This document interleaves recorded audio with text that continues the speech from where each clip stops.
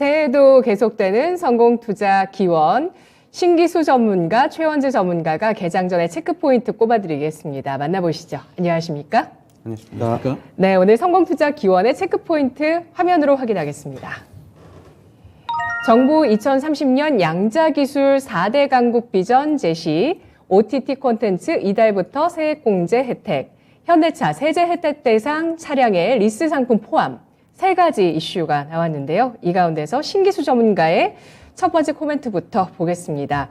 과학기술 산업부에서 과기부에서 R&D 투자에 대한 발표를 했는데요. 여기에서 2030년까지 양자기술 4대 강국 비전을 제시했다고 합니다. 전문가님 알아볼까요? 예. 지금 이제 앞으로 이제 10년을 바라본다면 이제 크게 세상을 바꿀 두 가지 기술, 이제 뭘 뽑냐면요. 첫 번째는 이제 에너지 쪽에서 핵융합을 뽑고 있고요. 예. 예, 두 번째는 이제 이쪽에 이제 컴퓨팅 쪽에는 이제 양자 컴퓨팅을 꼽고 있거든요. 이 두 가지가 실제로 이제 상용화 될 수만 있다면은, 그럼 세상이 완전히 바뀐다, 이제 이 정도까지 얘기를 하는데, 우리나라 같은 경우에 지금 양자 컴퓨터 쪽에 좀 뒤처지고 있습니다, 사실은. 그래서 이번에 정부 쪽에서 2030년까지 양자 기술 4대 강국 진입하겠다 이러면서, 이제 비전을 좀 공유를 했는데, 2030년도에 양자 컴퓨터를 시연을 하겠다. 그리고 이제 1000명의 박사급 인재를 양성하겠다. 이런 것들이 이제 들어 있습니다. 그리고 이제 제1차 양자기술 최고위 전략대회 이런 것도 개최를 하면서, 양자 컴퓨터 쪽으로 뭔가, 지금 이제 드라이브를 좀 거는 것 같아요. 그간에는 양자 컴퓨팅 쪽을 주로 하던 쪽은 통신사들이었어요, 사실은. 네. 특히 이제 SKT 중심으로 해서, 많이 하고 있었고, 근데 이제 이번에 정부에서 그렇게 하면서 또 양자 백서라는 것도 나왔어요.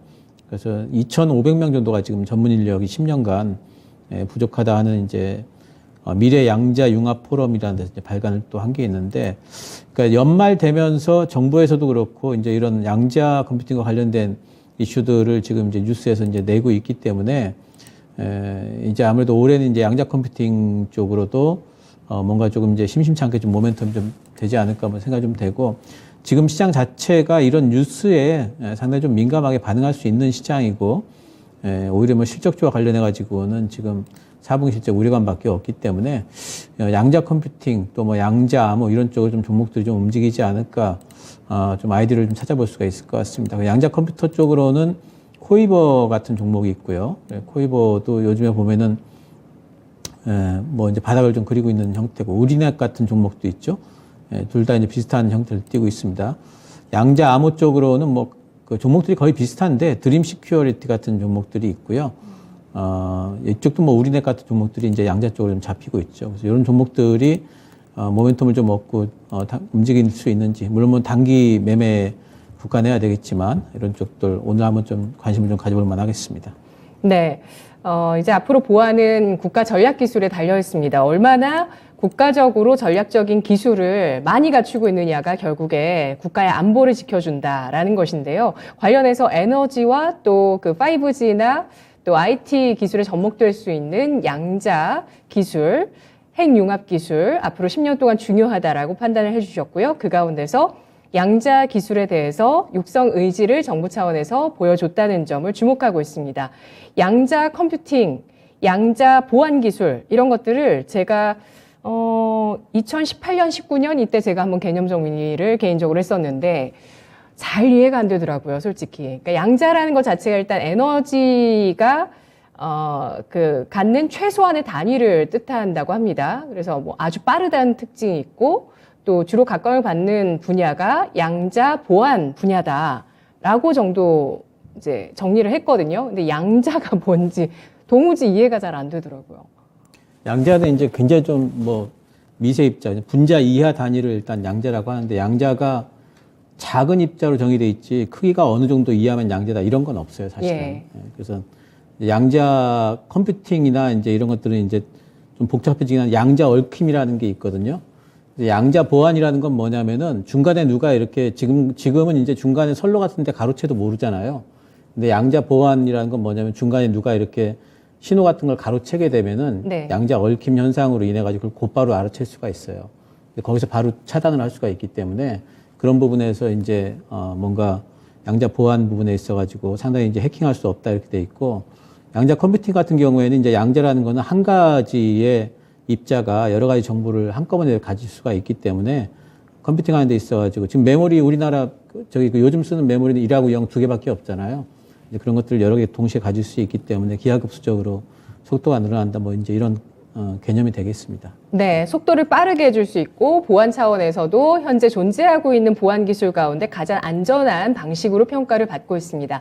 양자 기술의 중요성, 오늘 관련주들의 움직임, 시초가에 나타날지 신기술 전문가를 통해서 이따가 살펴볼 거고요. 두 번째 체크 포인트 알아보겠습니다. 두 번째는 최원재 전문가입니다. 현대차 세제 혜택 대상 차량의 리스 상품 포함. 네, 주말 사이에 현지 시간 29일에 미국 쪽에서 이 IRA의 하위 범위에 대해서 가이던스가 또 추가적으로 나왔습니다. 각국에서 미국 쪽에서 좀 이 부분은 좀 교정해달라라고 한 부분들을 일부 받아들여서 교정을 했고요. 그래서 현대차와 배터리 소재 쪽에 좀 긍정적인 호재가 나왔더라고요. 전문가님? 네, 미국에서 이제 IRA 전기차 세액 공제 규정과 관련해서 추가 지침을 공개를 했는데요. 이제 그러면서 이제 한국산 전기차 중 이제 리스나 렌터카 같은 상업용으로 판매가 되면은 보조금 혜택을 받을 수 있게 됐습니다. 이렇게 되면 이제 개인이 전기차를 살 때 리스를 이용하면은 IRA 보조금을 받을 수 있게 되는데요. IRA 독소 조항을 일정 부분은 피할 수 있게 됐습니다.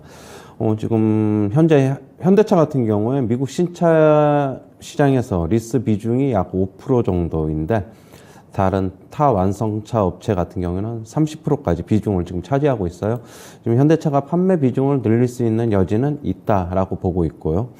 그리고 이제 현대차 그룹 같은 경우에는 또 하나의 주말에 소식이 하나 전해져 있는데, 사우디 정부와 현지에서 자동차 생산을 확대하기 위한 MOU를 체결을 하면서 중동에서 더욱 수익을 낼 가능성도 있습니다. 지금 네. 전기차 공장 설립 계획도 같이 포함이 되어 있는 것으로 알고 있는데, 지금 사우디의 연간 자동차 수요는 연간 30만 대 정도밖에 안 돼요. 그러나 이제 사우디 인프라를 활용해서 중동 지역으로 진출을 하면은 수요가 연간 200만 대에 달할 수 있을 것이라고 보고 있고요. 최근에 이제 러시아 우크라 사태로 현대차가 러시아에서 상당 부분 어떻게 보면 철수를 좀 했죠. 그렇게 하면서 이제 차량도 이제 많이 못 팔고 있고, 그리고 중국 시장에서는 여전히 고전을 하고 있는데 현대차 수익원 다변화에 좀 긍정적이지 않을까 그렇게 보고 있습니다. 현대차 주가 차트 잠시 한번 보시면은요, 최근에 계속적으로 52주 신저가 나오고 있고, 배당락 이후에 계속적으로 안 좋은 모습 보이고 있는데, 일정 부분은 어느 정도 기술적 반등 가능성이 있다라고 보고 있고요.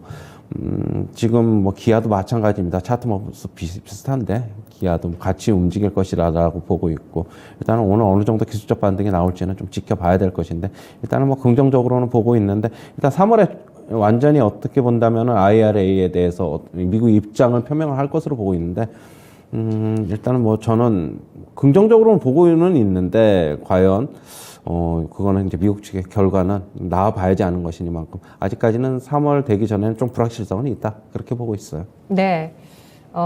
그러면 이번에 하위 규정에 대해서 만족하기 어렵다는 말씀이세요? 아니죠. 어느 정도는 만족을 하죠. 왜냐하면은 리스 요즘에 최근에 차량 판매가 그냥 할부나 이런 거 판매하는 것보다도 리스를 많이 선호를 하고 있는 거는 맞지만은, 예. 맞는데 결국에는 현대차가 리스 판매 비중이 지금 너무 적다. 약 5% 정도밖에 안 되기 때문에 미국에서 앞으로 이제 이쪽으로 결국에는 금융 프로모션을 조금 집중적으로 지원을 하면은 조금 이쪽으로 리스 쪽으로의 판매량이 더 확대될 수 있지는 않을까 그렇게 보고 있습니다. 네. 안 하는 것보다는 좋다 그렇게 보고 있어요. 그리고 미국 측의 3월에 추가 발표에서 현대차에 유리한 내용들이 나올 수 있을지는 좀 더 확인해 봐야 된다라는 관점이신데요.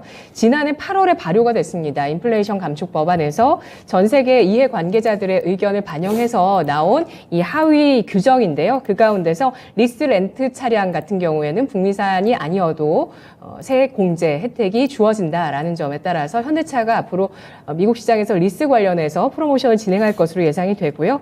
또 사우디 쪽에 중동 첫 공장 설립을 검토하고 있다는 점도 중요한 모멘텀으로 보고 있네요. 추가적으로 3월 미국 쪽의 발표 더 주목되고 있는 상황입니다. 자, 두 번째 코멘트였고요.